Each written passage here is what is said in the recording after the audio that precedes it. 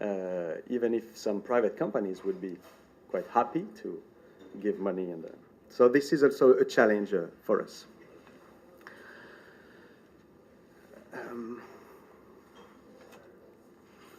There is no tradition in our universities of alumni, not really alumni financial participation also. This is not something that we have developed. It is starting in our universities, but not that much. But I think that it is a way also to try to get some fundings from private or other sectors. Lost not in translation, but in a globalization, okay? French, you know that in a way we are realizing that Napoleon is dead a long time ago, okay? That the Eiffel Tower is not the highest tower in the world, so it's still a bit hard for us, so please don't judge us too badly. More seriously, I mean, we in France sometimes are a bit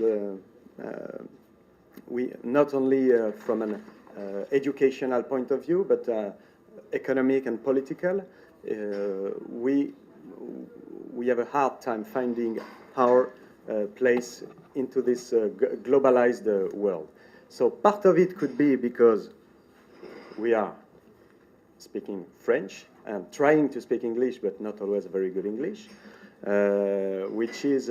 which can be a problem because when I heard about or when I read about ranking, for example, the university ranking, I mean, Murali was mentioning that none of the Indian universities were ranked in the 500 best upon the Shanghai. I don't know much of these rankings, but the Shanghai one. I must say that it's not exactly the same case for France. Maybe we have more universities in this ranking, but not that much. Okay, so we don't understand. We understand a bit why, but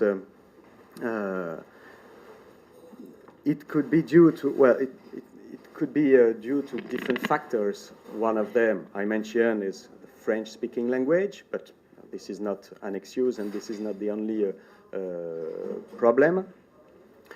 Another one could be that,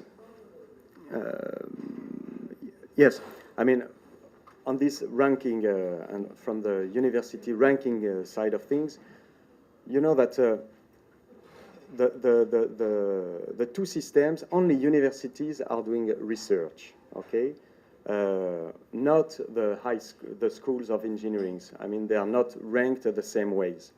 Also important in France, we have some research institutions where there is a lot taking place. For those, I don't know, working with the French, maybe with the France, it's CNRS, for example, or it's a French Development Research Institute and these kind of things, which are not part of the universities, which makes it impossible for for them. They cannot be ranked, and for universities, even if they are welcoming a lot of researchers from these different institutes, they cannot pretend the research is from their institutes.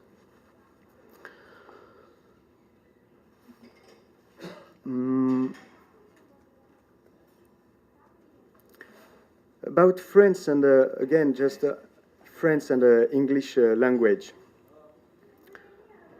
We have a great fear, for sure, of losing our identity. Okay, so and so far, even if we wanted, because the situation is changing now, but even if we wanted to welcome a lot of students cannot really enter. It's hard for them to come in France when you cannot offer some course in French, in English. Sorry, you see, there is a lapsus, and in English. So you cannot really force everybody to learn French. It's not that easy. Some of them are learning French to attend some of the courses, but it's not always easy.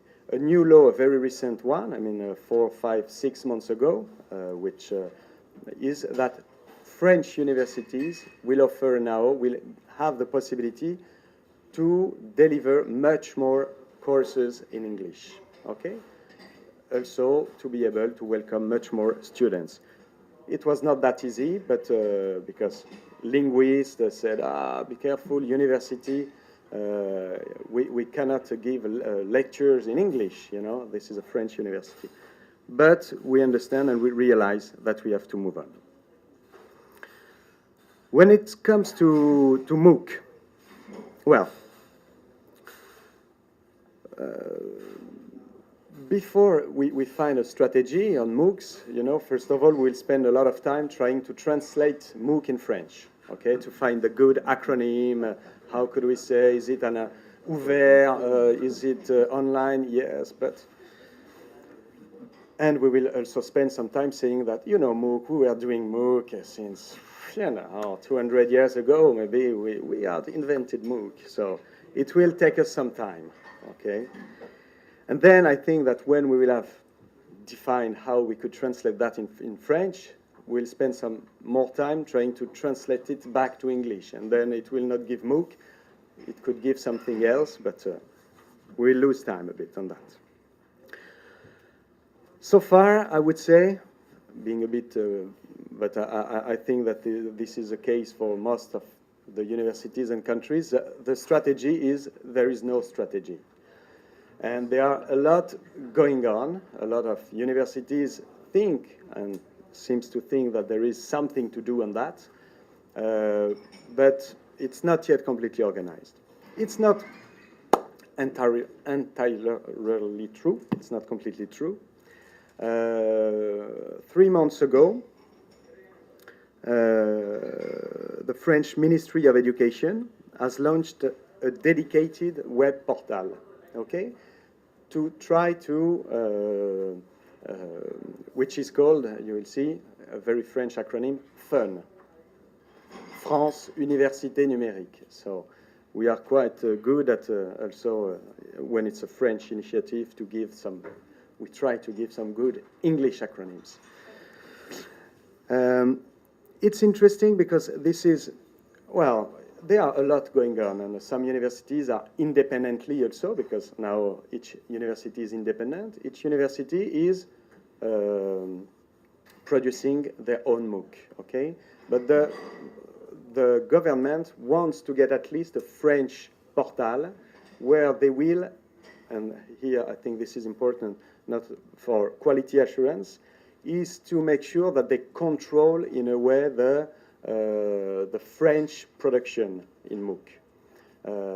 So it doesn't mean that there must be a single shop for MOOCs, but at least the one that will be the official one, it comes, there is a selection process where we make sure that what is available is of high quality. So far we have 22 MOOCs. It's really new. It's starting these days. Well, many different subjects. And 21 are in French and 1 is in English. That is really for the official offer from from France, which doesn't mean that we are not active on many other portals, and I think that it's mentioned also in the background papers. We are maybe the third language on Coursera, with many MOOCs in French also, which is important for us, even if some of my French colleagues are producing MOOC in English. Regarding the actors that are active in MOOCs in France, for sure universities, the schools, they are partnering. It's important, and I will go back to that in the end, but it's important because French actors, university and schools, understand that at an international level they need to partner and to offer a joint MOOCs and to market a bit better also their offer, which can be also interesting when I hear that there are so many universities in India and in Kerala. Startups, we think also that this innovation sector could bring at least produce some economic activities, economic incomes from innovation. Okay, because there is not just one way of producing MOOC, but you can have plenty of them, and I'm sure that in the coming months and years we will see plenty of new technical possibilities. And important, I just mentioned it, for example, some of the private sector actors are interested in these MOOCs, and the French telecom company, Orange, for example, is active, because I think they are following on the business model and the possibilities. You know, we have not mentioned other things like big data and these kind of things, but it's connected also, because we are talking here not big data, but big universities and big virtual campus. It's a lot of data, a lot of courses, so it will be also a challenge in the coming years to have some not only technical strategies, but communication strategy on that. MOOC and Francophonie, I think that France is also, or could see that as an opportunity. Okay, MOOC is not all, but at least it can foster or it can focus discussions on I mean, this is not the only initiative going on in the transnational education world, but well, French so far. French is a sixth language after Chinese, English, Hindi, Spanish, and Arab.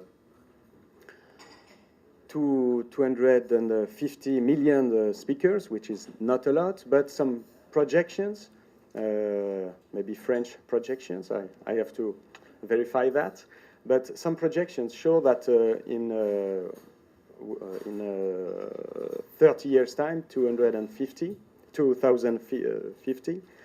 we will be much more than that, due to the fact that a lot of the French speakers are coming from Africa, where there is with a high population rate, and we could be 700 to 800 million French speakers in the coming years. So France could see that, and some of them are seeing that as an opportunity also, because for developing and keeping a network of French speakers in the world, and university and MOOCs could be very important for that. And also because you know that something important also about transnational is that even if we want to welcome a lot of students, we also have some more and more strict immigration laws. So we cannot, we want to welcome, but we don't give visas, you know. So it's important also this virtualization and these MOOCs on this side of things. I would like to conclude with a few different facts. I would like to say that French, in a way, is already a very massive and open system, not completely online, but it's massive because we are welcoming, and I mean the objective of the French universities is to be a place, and we want the more of our young to go to the university, not only, even if this is the objective in the end, but to get a job in the end. This is really, we still have this objective of having universities or places of knowledge. Okay, this is why also some of them are fearing and don't want to have the private sector entering too much in our universities. I would say that, and for most of my colleagues, MOOC is very good and can be a very good marketing tool also to try to demarcate from the others and to improve our presence internationally. It is an opportunity for federating some of the French speakers also, and you know, we have a network of countries and a French Francophonie agency. It is an opportunity also for us. something that is important to mention, and I'm not sure it was mentioned, but I would say that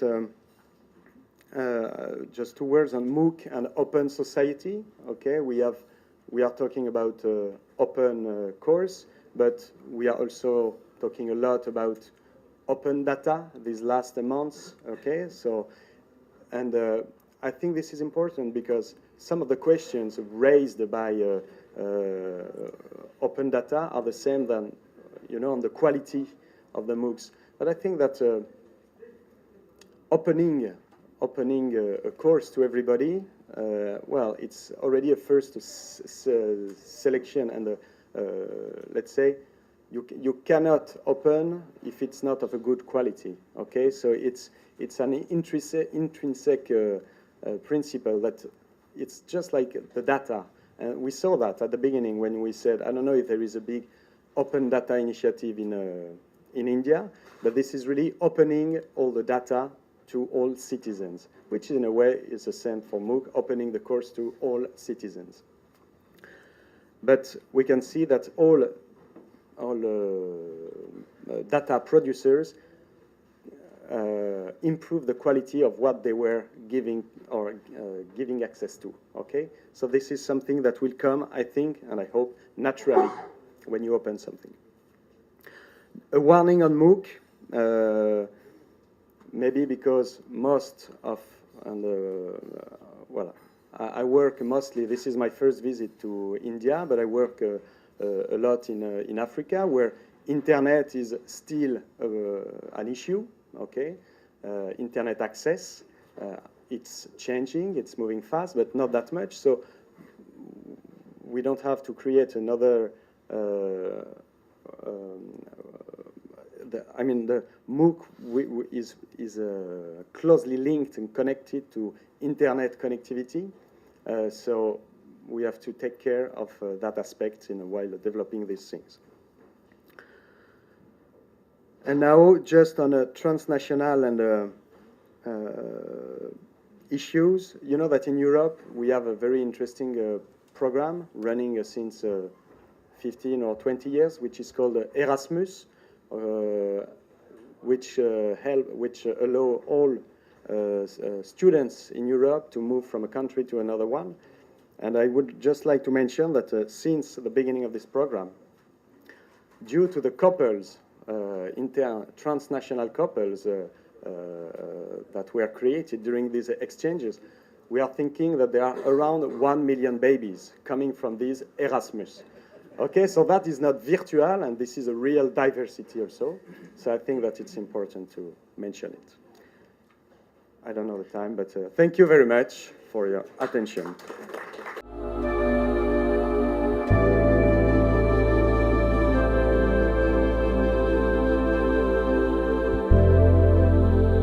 Master Srinivasan, who is spearheading the destiny of higher education in Kerala, which I suppose he would be able to succeed.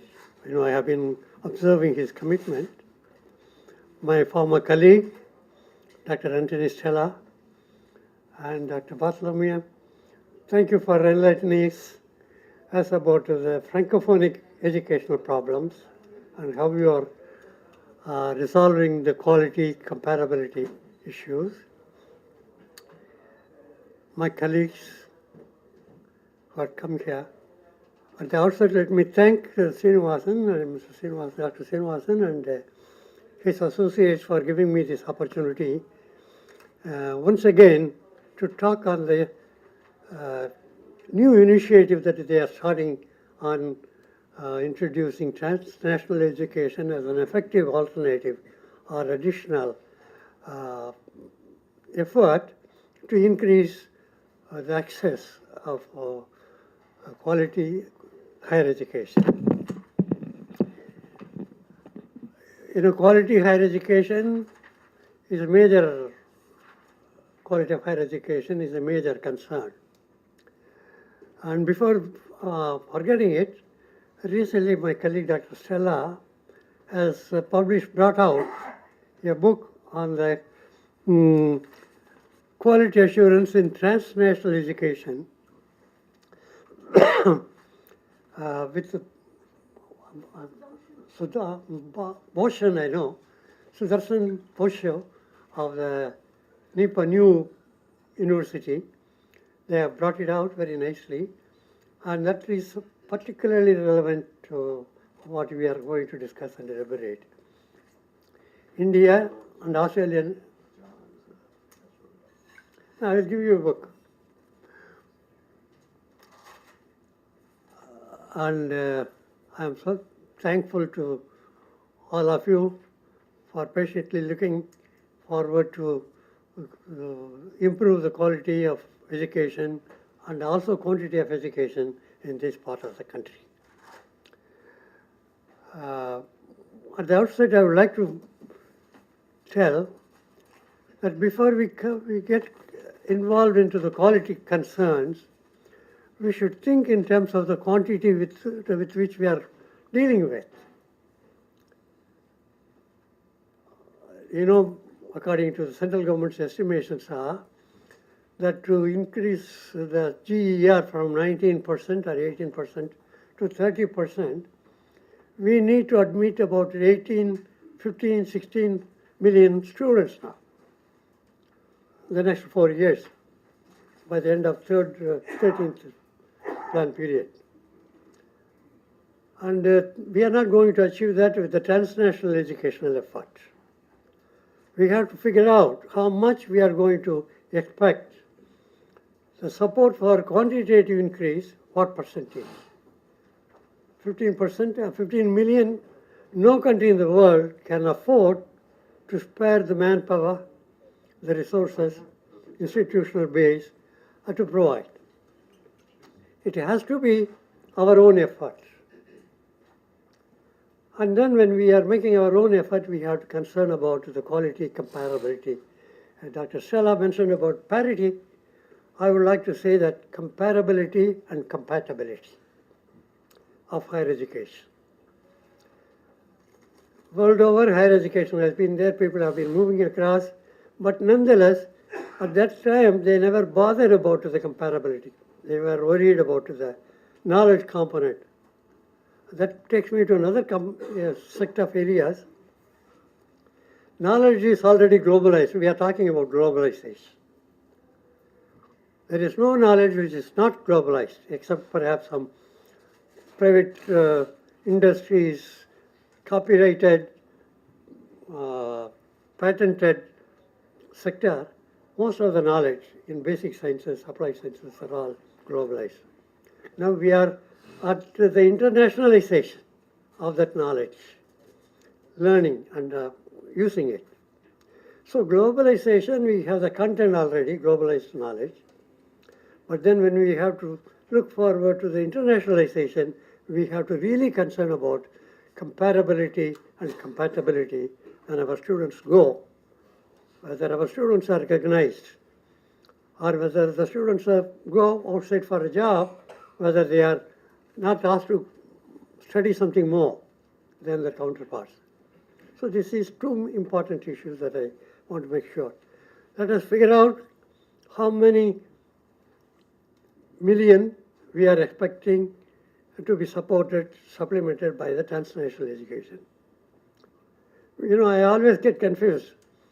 I get to the embassy report, they have permitted about 5,000 or 6,000 visas every year. But some figures will say we are spending billions of dollars equivalent for international studies. 5,000 US, and if you put all the other countries together, it may not be even 50,000 visa per annum. And without visa, nobody can go. And what that figure is also true because, you know, when once they go, they take 3 years, 4 years, 5 years, and then you multiply, and even then, it won't. I think you mentioned something about 7 million students are, French-speaking students are, 700 million students are, not students, speaking peoples are around the world. That's an Anglophonic. And there are Francophonic, and there are also equally more Anglophonic. These are the two categories. We have nothing to worry about the minor categories, others like. even though we interact with them, collaborate with them. So transnational education is across the border, borderless education, and started in 1995, and it was in a big effort, because particularly at that time everybody thought WTO has thought education as a service is also a taxable international product, commodity. It can be sold. Many people thought that they would be able to sell education. Many countries, not many, among the Francophonic and also among the Anglophonic, a few, and that somehow or other picked up tempo. And of course, the dynamic people like USA, Canada, and France, and others, they were all spearheading it. We have had an opportunity to interact with some of these initiators like Global Alliance for Transnational Education. There was an international body. Marjorie was our good friend who was heading that. And then there are so many other things. So these are some of the things. I don't want to go into the nitty-gritty details as to how we are going to assess quality in Indian context, and then how it is going to be made comparable. To be made comparable, first thing that we have to do is we have to have a qualification framework similar to the rest of the country or the countries with which we are. And at any time, don't try to make your adjustment to the entire world. Like, you are thinking of about half a dozen countries, look at them, what is their qualification framework? When I say qualification framework, after 12 years of schooling, how many years they need to spend to get the first degree? In America, 4 years. In the UK also it is now getting into 4 years, there are even though not 2. Except in India, Bangladesh, and Pakistan, to some extent Sri Lanka, nobody else is sticking on to 3-year undergraduate program. Now, first of all, we have to change our qualification framework for the first degree and then make it comparable. Only when it is comparable, then it can become compatible. Our undergraduate can go and directly join in the postgraduate or for the research degree. These are all the matters that have nothing to do with Dr. Srinivasan or me or most of you. It is a policy decision. I don't know what made Indian educationists to make 12 years of schooling. They have done it several years ago. But they have not looked at it because, we had too many regulators. In fact, I used to tell how our education suffers by too many regulators and low input. Underfunding and too much of regulation is the major. I remember when we started the NAC, we thought we will have one quality assurance body for the entire education setup. Natarajan is here, not he, his predecessors, said technical education you can't do. And medical education, they said Medical Council of India, they can't do. But they have no wherewithal. They are not even initiated. And there are Architectural Council, History Council, Economic Council, and everybody. What do you call that? Law Council, Bar Council, and all these things. We can even call for a meeting and say, tell us, we will involve you, and we will take you and assess. And they didn't even turn up when the letter went from UGC chairman convening the meeting in the UGC office. So we are such a heterogeneous group, not trying to cooperate, and we want to be independent. Fortunately for us, many engineering, Anna University, IITs, not IITs, that is another thing, Anna University, and a lot of engineering and medical colleges like Manipal, St. John's, and even engineering, Roorkee University, They all came back, they said, we don't believe in AICT. I didn't want to tell that, but they have personal conflict. Nigam, your successor, I suppose. The predecessor. He said, he was the vice chancellor then, he called us. When NAC sends the team for assessing the quality, we send only the experts, like Dr. Ananthakrishnan, who was the vice chancellor of Anna University. We don't send that history professor. They don't realize that. So we don't know when we are going to come to be in terms with the national quality assurance mechanism. I remember Natarajan's case. We do that at the institutional level. They went ahead with the program level. And I hope they will not go down up to the course level. You are going to have a training program, 3 courses you take in one country and another 2 courses in French-speaking country, and another course, 7 courses or core courses you run it here. Then you need to have a course level accreditation or qualification. They are all complex issues, complexities. And we don't know, by the time we finish the accreditation, the head of the department will move. The man who teaches the core course will not be there anymore. So these are all the complex. We took care of all these things. That's why we decided that we will do it at the institutional level. And I remember before Natarajan, they were enamored of a small company, Accord, Washington Accord.